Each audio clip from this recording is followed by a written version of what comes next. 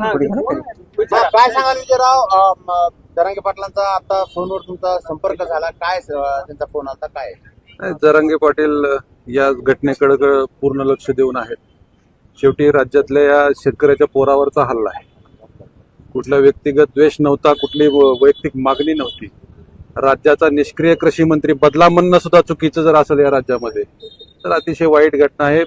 मला जरांगे पाटलांचं बोलणं झालं, बच्चू कडूंनी फोन केला होता, रविकांत तुपकरनी फोन केला, राजू शेट्टी साहेबांनी फोन केला. या शेतकरी चळवळीतले सगळे लोक आहेत. जरांगे पाटील कदाचित उद्या मला आणखीन फोन करतील किंवा मग उद्या एका दिवस लातूरला पण ते भेटायला येतील.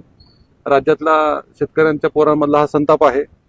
राष्ट्रवादीची जी मस्ती आहे सत्तेची, ही मस्ती आता शेतकऱ्यांची पोरं उतरल्याशिवाय राहणार नाही. जे सूरज चव्हाण आहेत त्यांनी म्हणजे आम्ही काही संत नाहीत, तुम्ही जी क्रिया केली त्याच्यावर प्रतिक्रिया म्हणून हे केलं असं सांगितलं. अरे संत नाही तू कोण? तू संत नाही म्हणजे आम्ही पण शांत नाहीत ना.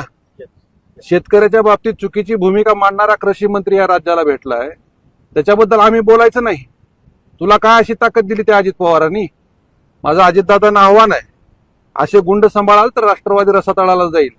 एखादी निवडणूक जिंकली त्या भाजपचा सहारा घेऊन म्हणून काय तुम्हाला असं ताम्रपत्र घेतल्यासारखं नका वागू.